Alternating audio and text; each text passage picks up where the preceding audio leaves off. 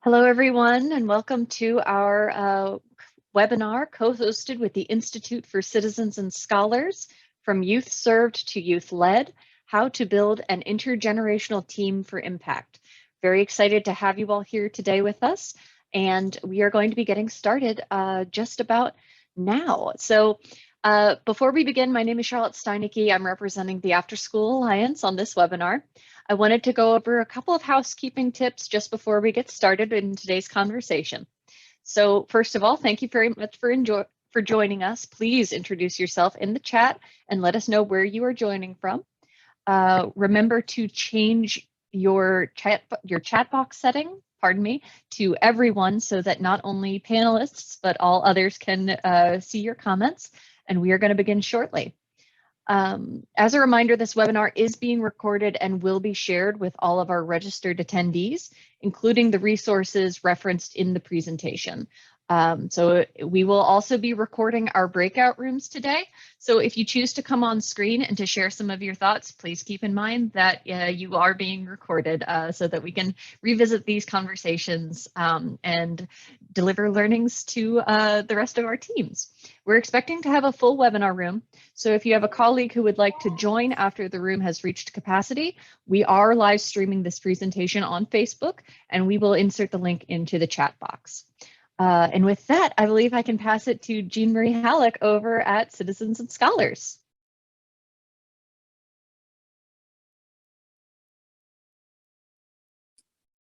Always have difficulty with that mute button. Hi, greetings to everyone joining us today. We are so excited to have you in this space with us. Right off the bat, I want to thank Afterschool Alliance for hosting this presentation and conversation. As Charlotte mentioned, I'm Jean Marie Halleck. I'm the Civic Spring Program Manager at the Institute for Citizens and Scholars, which I will refer to as C&S. I'm going to quickly introduce the goals of the webinar and share a little bit about the report and how and why it came about, but I'm not going to take too long because I'm really eager to turn this over to our amazing group of young people. First, just to cover the goals of today's program. We hope that one, you'll learn from our citizen experts about how they built an organization that centers the voices, interests, and lives of young people in creating change in their communities. We hope that you'll participate in our small group discussions or conversations to your comfort level. And just as a note on that, I know that most people in this space are practitioners, but certainly not all. So we have folks who are from foundations and other areas. We would love for you to join the breakout rooms. There's other ways to participate, non-verbally that we'll run through. So please don't be shy. The last thing we're hoping is that you will consider ways after this webinar to continue these conversations with us, as well as with your peers or your team. So just a basic overview of the project. For the past 75 years, Citizens and Scholars has helped people and organizations meet urgent education challenges inside and outside the classroom. You may know us by our former name, the Woodrow Wilson National Fellowship Foundation. Last year, we changed that name and expanded our mission to focus on developing citizens who are well-informed, productively engaged, and hopeful about democracy. At its core, C&S is fundamentally rethinking how young people prepare to be effective lifelong citizens. A critical piece of this work is amplifying the importance of centering young people in identifying problems and developing solutions that impact their lives, their communities, and their future. We were fortunate enough to be introduced to the Kentucky Student Voice team over the summer of 2020. They were one of 6 amazing grantee organizations that participated in the Civic Spring Project, which was an initiative that C&S piloted as a way to learn more about youth engagement in community and support young people during the first summer of the pandemic when jobs and internships were suddenly scarce. My colleague Ariana will pop the Civic Spring website link into the chat right now in case you would like to learn more, and I'm happy to answer questions about CSP in the question and answer period later. One of the big lessons that we learned from Civic Spring was that there's a fundamental lack of resources for those who want to form and sustain meaningful youth-led and intergenerational programming and organizations. So in response to this, we partnered with the Kentucky Student Voice team to co-write a report titled The Co-Creation Generation, and it has a big subtitle, which you'll see, which we published early last month and will be discussed more today, and we'll also link it in the chat as well. So we focused on community-based organizations, and in particular the out-of-school time space, because our research from Civic Spring underscored what I suspect you all know well, which is that this is where we find young people at the intersection of community and civic life. That programs like sports teams, summer camps, community service, and religious groups, including many others, are places where young people build civic knowledge, where they learn skills and civic dispositions, and that these are often one of the few places these days where young youth get to interact with others from diverse backgrounds and ideologies. And lastly, that these programs can be more equitable, as they often engage young people from across districts and regions. As you'll hear shortly, this report is meant to provide a narrative and a roadmap to help build projects that engage youth in design and management, and help all of us think through how we may develop common standards of practice. Our hope is that this work will embolden a new era of intergenerational civic learning that will truly benefit all involved. And we couldn't think of a better partners to lead you through this work than our colleagues at Kentucky Student Voice. Just one final note before I turn this over. At the end of this hour, we'll share a link to a short survey, which I'm hopeful that you'll fill out. If you share your email in addition to your valuable feedback, this will be an opportunity to add you to our mailing list, which you'll get updates around new resources and funding opportunities, and also an opportunity to continue this particular conversation. In fact, we're planning on hosting a couple of Zoom meetings in the next 2 weeks to just informally continue these conversations and provide more time for co-learning and networking. So we'd love to have you join those, and we'll pop the survey link into the chat now in case you're not able to make this whole webinar, though I hope you do. So please fill it out when you leave, and we hope to see you again very soon. Now, for the most amazing part of this, I'm delighted to turn this over to Emmy, who will take it from here. Thank you so much, Jean Marie, and to the whole C&S and Afterschool Alliance teams. It's really a privilege to work in partnership with you and be in community. Thanks to all of you for being here today. I'm Emmanuel Sippy. I had the absolute pleasure of co-directing the Kentucky Student Voice team for a couple years, and am now advising the team and supporting them. And today I'll just be moderating what I'm sure will be an incredible conversation with some of our current student leaders who are really propelling the team into its best version yet, always reaching for greater heights. And we're just going to start by introducing ourselves and then get into really the meat of the study and give you the case study and give you a little taste of why it's worth your time and energy, and something we hope will be really helpful to you in your work. So I'm going to pass it to Pragya, and we'll just quickly introduce ourselves. If you haven't yet introduced yourself in the chat, please do.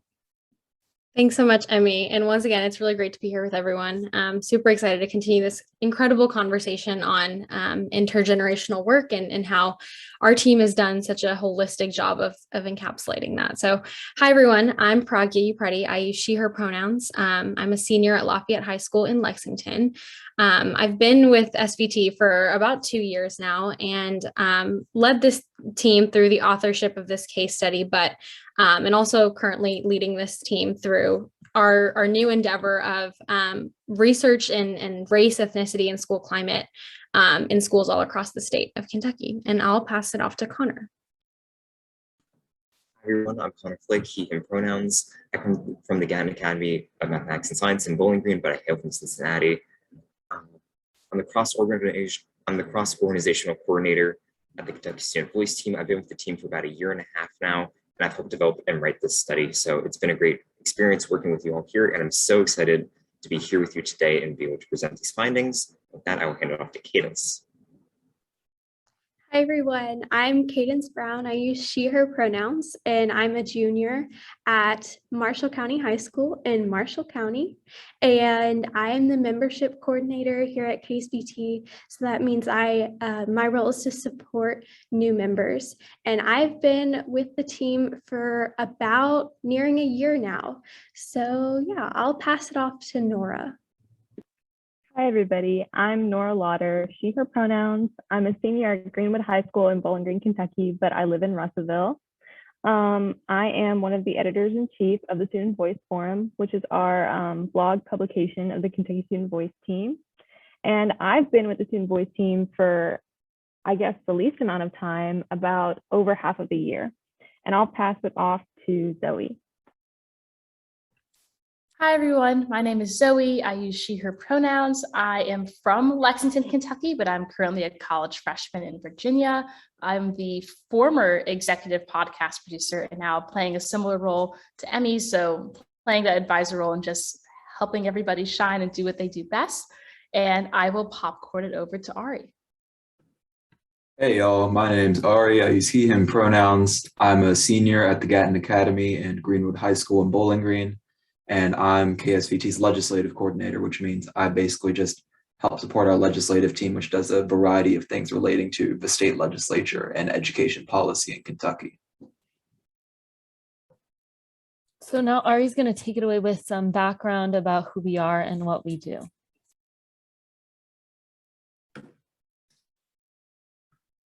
So rather than just launch straight into who we are, it's probably best to start with who we are now, because KSVT has been growing at a pretty radical pace since we established ourselves in 2012 as part of an adult-led organization called the Pritchard Committee for Academic Excellence. And after over 8 years there, we very recently, as of last January actually, spun off into our own youth-led independent organization, and we are now officially the Kentucky Student Voice team. At any given time, our team represents roughly 100 Kentucky students, mostly middle school through college age, along with many adult allies. And members are not anointed or appointed, but we are all self-selected.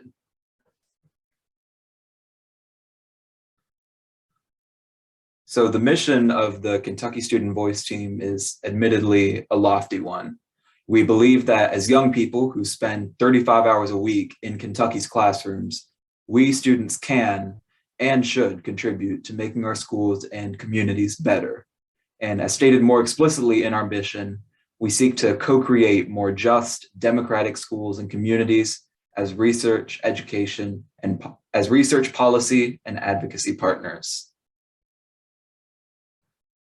So at the heart of everything we do is just listen to other students. Because we consist of only 100 or so young people, we know our members cannot themselves possibly represent the entire Kentucky student experience. So this is why one of our key strategies is to reach out to other students from all backgrounds in the form of student-to-student interviews and roundtable discussions, like one we conducted with recent immigrants in Louisville High School, as pictured here on this slide. This means talking to the handful of minority students about race in a mostly white rural school. This means visiting students at the Kentucky School for the Deaf and talking to students there using sign language interpreters. And this means listening to students who are homeless describe what it's like to try to do well in school when they're worried about where they're going to be sleeping the next night. And this means that we are serious about amplifying and elevating the voices of students who are least heard in our schools. What we do with those voices and stories is we collect and share them across numerous platforms, from social media and blogging to op-eds, policy reports, and to presentations like this in Kentucky, as well as across the country. And to give you a better idea, since we've started about 9 years ago, our crew of primarily teenagers has been responsible for over 75 published newspaper columns, 175 local and national presentations, 13 policy research reports, 3 state capitol rallies, changes to 3 state laws, a blog form, a podcast, and an amicus brief to the United States Supreme Court, and even a book. And while the report we co-wrote with the Institute for Citizens and Scholars details our internal challenges and triumphs over the last 9 years as we move from a program of an adult-led organization to a more fully youth-led one. We can distill some of the broader common elements behind our success to the core. And what's more is that we can even put them on a single slide. So check out the Kentucky Student Voice Team's big picture ingredients here as we take an extra minute to walk you through what has worked for us. And to do that, we'll just follow the bullets. First, from day one, we have depended on the idea of presumed permission. Every one of our greatest successes came about because we are the ones that started doing the work. We didn't wait to be invited to do it, and we didn't wait for any authority to grant us permission to do it either. Second has been building on existing energy. Before diving deep into our activities, the Kentucky Student Voice Team doesn't typically start from scratch. Instead, we aim to build on existing local energy and interest. That's the best way we've discovered to ensure we can build coalitions of support and amplify our impact. Third, stories plus statistics.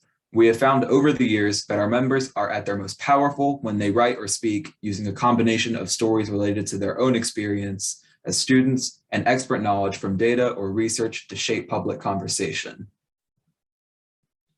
Fourth, paying attention to equity and justice. The Kentucky Student Voice Team realizes our greatest impact is when we focus with great intentionality on the voices and perspectives of students who are least heard in our school system. And last, but definitely not least, is intergenerational partnership. Figuring out how to tap into adult allies willing to shift power and share their expertise and social capital with us has not only helped further our reach at every turn, it has also enriched everything we do. So while these elements were derived from zooming out and looking at our organization at a high level, we also want to take a minute to zoom in and give you a sense of the real richness you'll find in the case study. So with that, I'm going to pass it to Pragya to dig a little bit into Principle 3. Yeah, so one of the biggest ideas that our team collectively pulled out of this case study was the idea that, in order to create a truly youth-led environment and space for young people to be able to work together to improve whatever systems you're, focusing on. It really takes evolving our mission structure and organizational structure. So for us, that looks like something that we like to call a flatarchy, where as opposed to the way that several in-school organizational structures look with, officer positions and a very strict hierarchy of titles, our team really does a really good job of de-emphasizing the role of that. And we do that for a multitude of reasons. For us, this allows us to approach every issue from school climate to social emotional learning, to race, to representation, and everything in between with equal footing. We're all going into this work with the same background, and we're knowing that in this work, experience is expertise. So, at the same time, while we do de-emphasize the role of titles, we also do have a leadership structure where, of members, including several of us on this call, who have demonstrated interest and availability to dedicate time to leading, the multitude of projects our team is working on at any given time. Another aspect of this organizational structure that our team really focuses on is the idea of intergenerational partnership. So we really look at the adult allies in our work as colleagues and coworkers. And that's another space where we've really de-emphasized the role of titles in terms of how experience and expertise kind of bleed together to create what the Student Voice Team has become over the past several years. And that's, one of the biggest testaments to the fact that our best work is produced in intergenerational settings. And another kind of on the flip side of that aspect of this work is kind of adapting to the ebbs and flows of interest and availability. And as it relates to our mission, because, while we do have a designated group of students who serve on our leadership team that do a great, deal of leading the project that our team is working on, we are also students researching about other students. And we spend so much time out of school working on this. And sometimes that can get a little overwhelming for, knowing that we spend so much time within the classroom, understanding the disparities that exist, especially over the past year.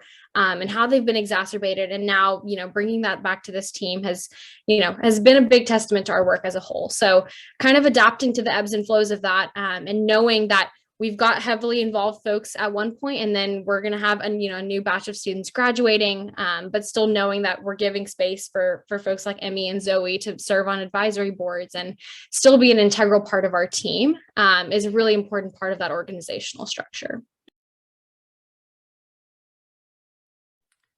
Thanks so much, Pragya. Now Nora is going to speak to Principle 4. Okay, so Principle 4 kind of deals with a process that we kind of defined as being the process of unlearning. While we were drafting what we were going to include in our case study, unlearning was a process that we realized we had to go through in order to achieve the partnerships and the engagement that we have. As you can see on the slide, it comes from a place of misunderstanding what youth-led truly means and what young people can have in terms of power. In my experience, personally, when I joined, unlearning was almost the same as learning to me. It was an entirely new experience. I had no experience really with co-creation with adult allies or with a flatarchy, as we call it. The idea of presumed position was admittedly very unfamiliar. I did not have a whole understanding of what I was able to contribute and how I could have my voice heard, because I was still kind of stuck in that position of the traditional authority that we see in schools. The most important thing that you can do in any sort of youth-led situation is to unlearn traditional power imbalances in situations where teachers and other students have an existing hierarchy and there is a power dynamic that is shifted in favor of adults. In order to initiate unstifled involvement and have real progress, you have to have parties involved that are not worried about repercussions from an existing authority figure. In terms of relearning, which is the process by which you take what you've unlearned and develop a new process of thinking, is much easier in my experience, but only when there are immersive opportunities for you to experience like true intergenerational partnership. Relearning what it means to be civically engaged as a young person has very substantial impacts on how your organization can run. Young people are more likely to be active when they are heard, and they are more likely to contribute honestly. The process of relearning also comes with a new kind of vulnerability, which is super important, especially when they are less stifled by traditional conventions. They are more likely to dissent to ideas instead of silently complying, which makes your organization much more ethical in decision-making. In terms of out-of-school time, it is really important that all out-of-school spaces underscore a new sort of power dynamic where there is no power dynamic, and young people are able to speak out and be appreciated for their experiences. Traditional school structures like student councils are often structured. They are managed and censored by some sort of overarching power structure, and it is best that those are left behind, especially when you are trying to have true ethical and intergenerational civic engagement that's progressive and actually creates solutions. Thanks so much, Nora. Connor, to you. My apologies there. I was messing with the mic a little bit. Ooh, yeah, I've been having some audio issues off all day. I'm so sorry about that. But one thing I really want to highlight here is how, as an organization, as we operate, we really try to emphasize our communication. And that's something that we really pride ourselves as an organization on.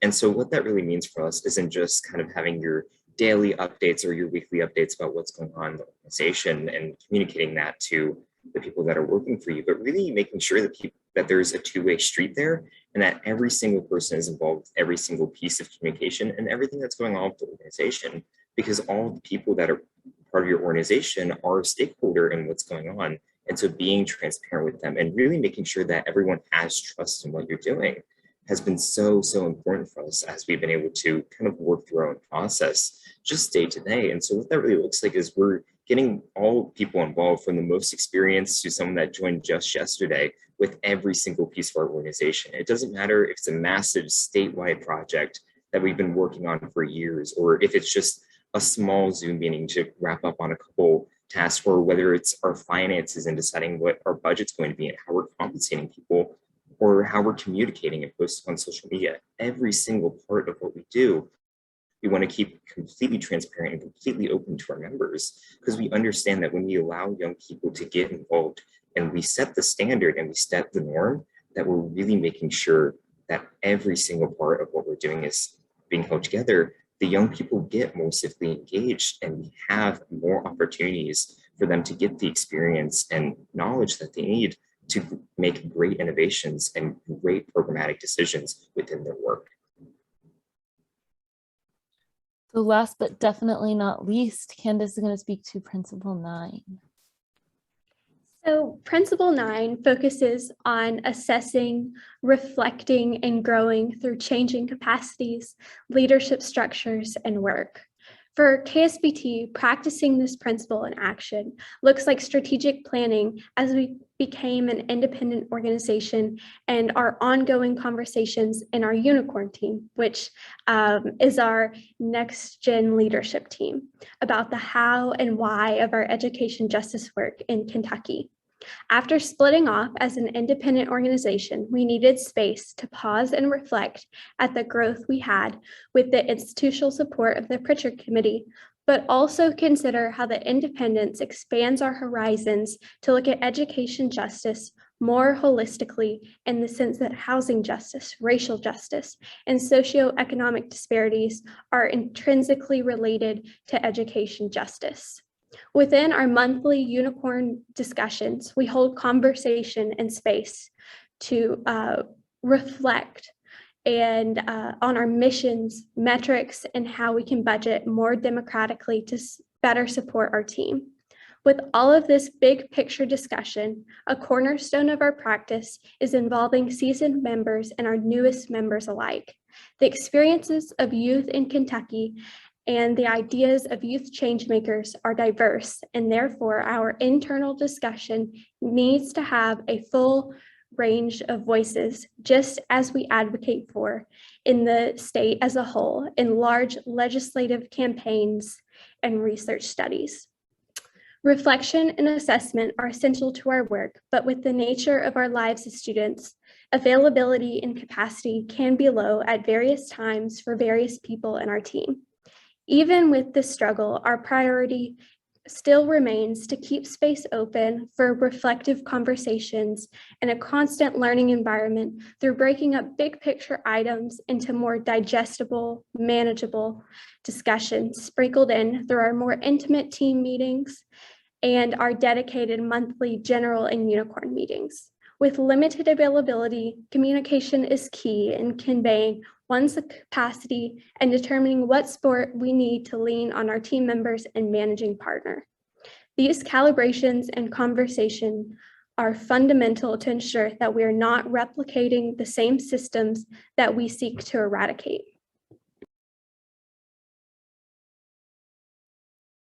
Thank you so much.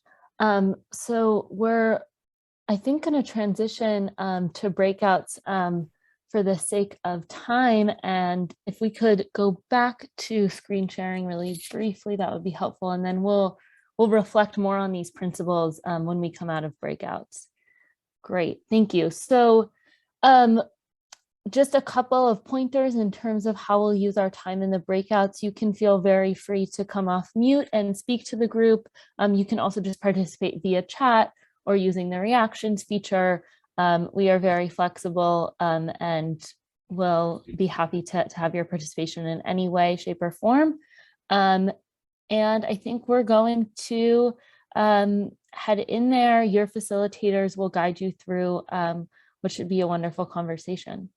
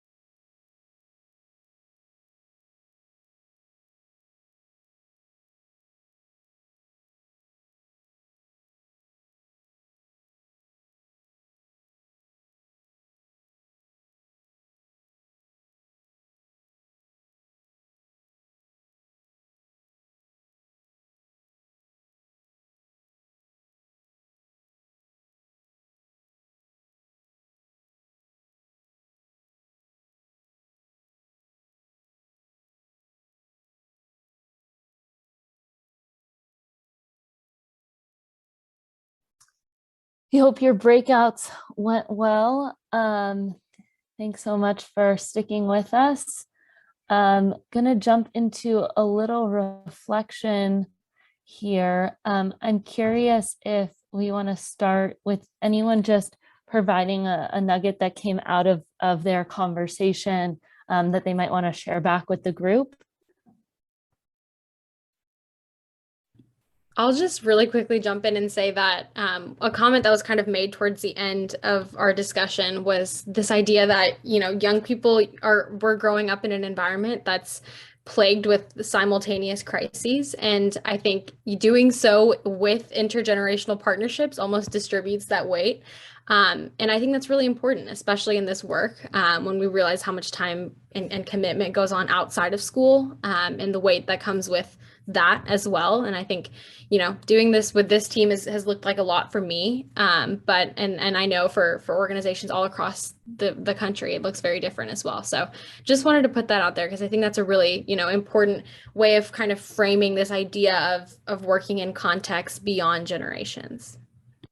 Yeah, thank you so much for that, Pragya. And as my breakout room got cut off, I was saying that like something as small as calling adults by their first names starts to level out and redistribute power in really important ways. If people are like really overwhelmed and looking for a place to start, even something as small as that, which Rachel, our co-founder and managing partner, takes the time to continuously remind people of, does really, really matter.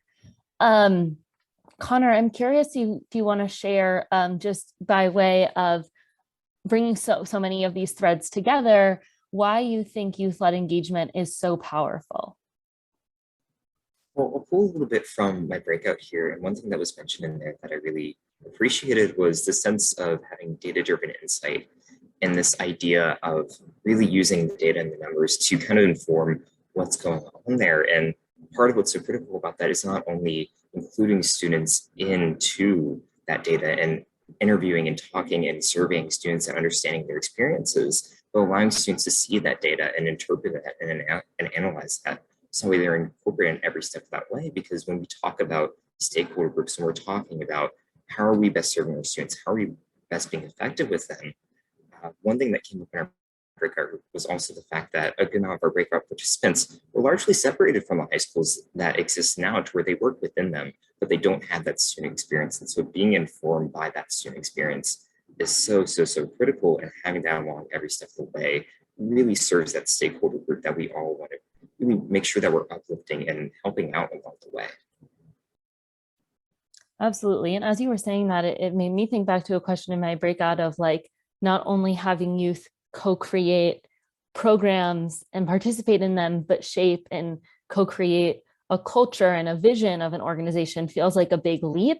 And I think hearing you talk, what I was reminded of is the fact that actually sometimes having youth buy into and help co-create the larger vision and culture is actually what better enables them to participate in the programs. We shouldn't think of them as separate goals, but actually really deeply related things that maybe even help youth more deeply and authentically show up for the kind of day-to-day work of an organization. Zoe, do you want to share a little bit, looking back at your experiences with the Student Voice team, how you've grown as an engaged citizen and leader, and how your experiences with the team promoted civic learning? Yeah, I'll also do a little throwback to my breakout group. We talked a little bit about how so much, I think, of what limited our, or the group's civic involvement when we were younger is just that there are a lot of static ideas around, first of all, like who can even be involved in civics, but also what it means to be involved in civics. And that's a mindset I think that was then transformed during my time at the Kentucky Student Voice team, because I had a lot of very static views of like, I can be civically involved once I turn 18 and I can vote, and that's basically it. But it took actually interacting with the Kentucky Student Voice team and learning how intertwined civics and education are to realize that anybody can be civically active, and that can come in a lot of different forms.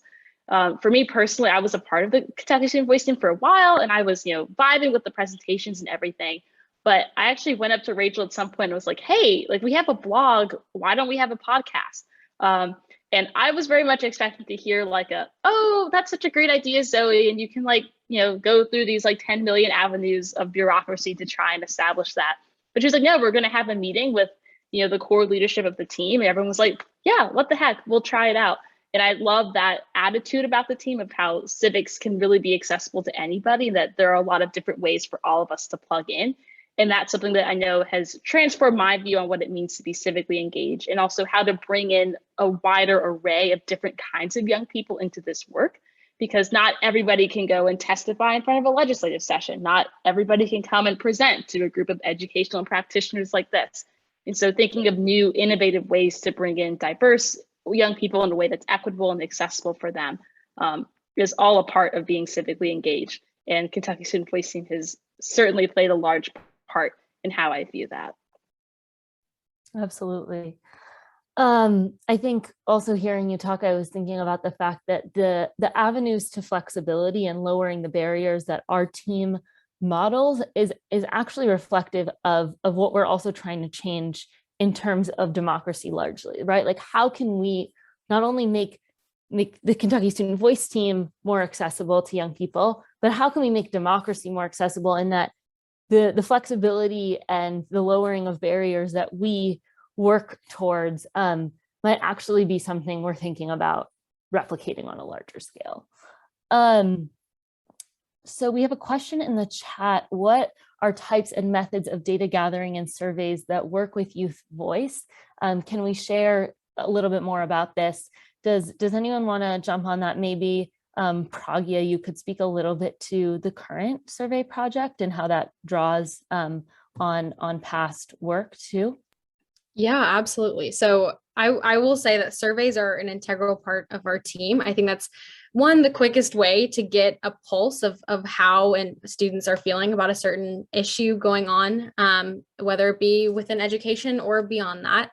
But beyond that itself, I think there's also a lot to recognize about how our team has specifically done a really great job with this of really being intentional about this divide between quantitative and qualitative data. So over the past year and a half, our team really embarked on this massive project that we called Coping with COVID, which was kind of an adaptation to our school climate audits that we would conduct in person. But this was a survey that we'd sent out, and it garnered thousands of responses from all 120 counties of the state.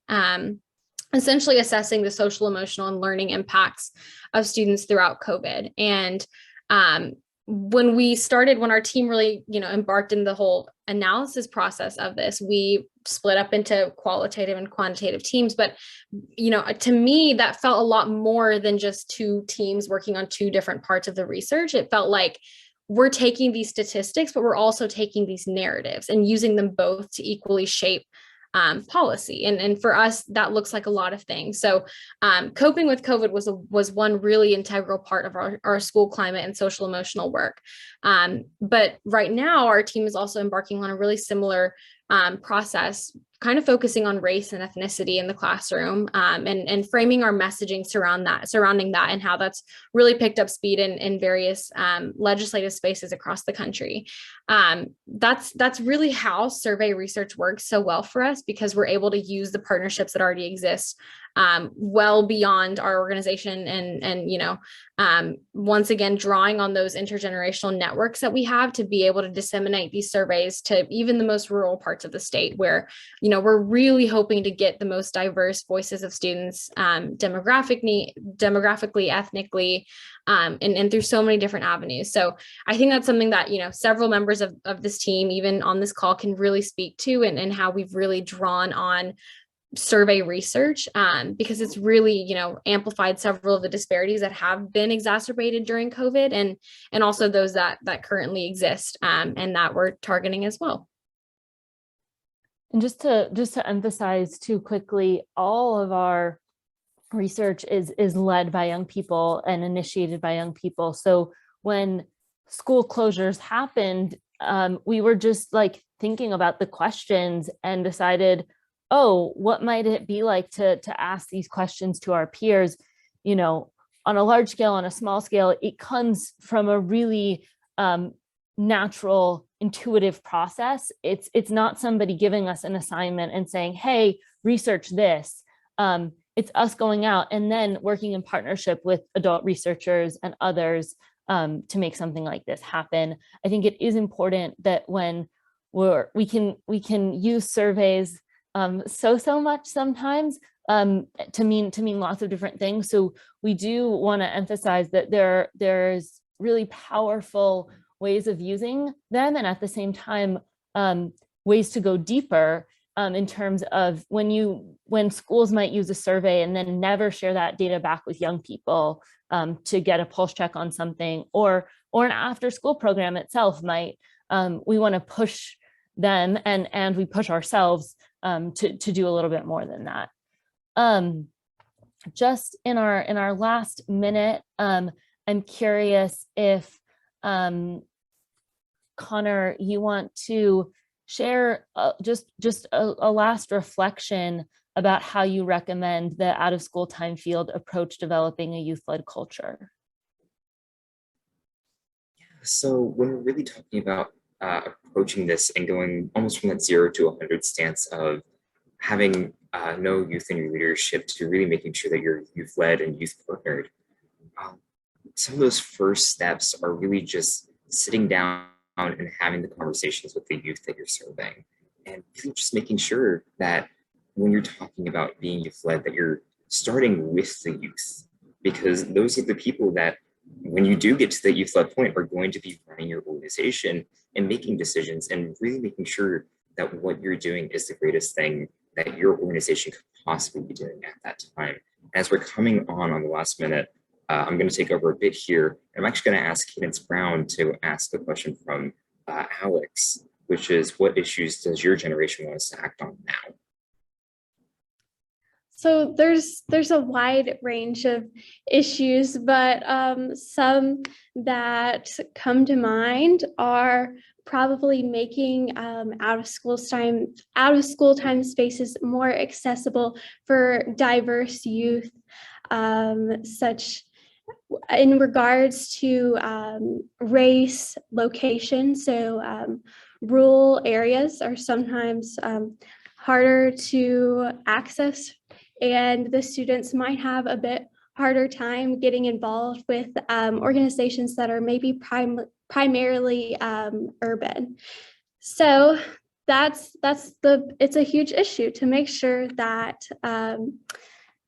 students have accessibility to your out of school time organizations.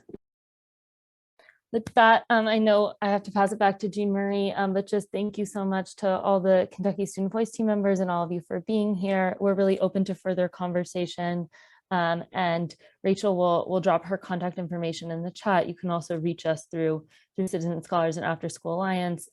Highly recommend that you dig into the report, and we're really happy to engage in further conversation too. Thank you all so much. This has been an amazing hour. I really appreciate it, and I really appreciate all of the participation from folks who I know are really busy in a really busy time of the year. So yeah, much appreciation to you all. My last sort of plug for this is that we absolutely want to continue this conversation and engage young people and adult practitioners and folks from across the geographical spectrum.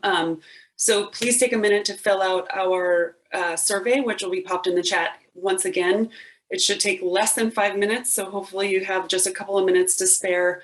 And that will help both inform the work that we're doing going forward to help with the out of school time field, as well as really provide space for you all and others in your communities to engage in conversations like this one.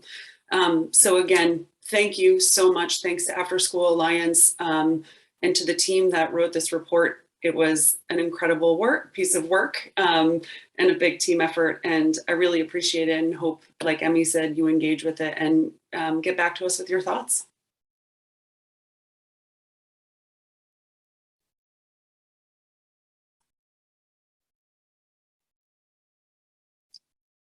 And I think that's it. Goodbye. I was just about to jump on. Thank you so much, Jean Marie. I really appreciate it. Thank you so much to our wonderful youth panelists and youth moderators, the entire Kentucky Student Voices team, citizens and scholars, and all of you here participating in this conversation. Have a wonderful rest of your evening, and we will be in touch with a recording and all of the resources that have been shared here today.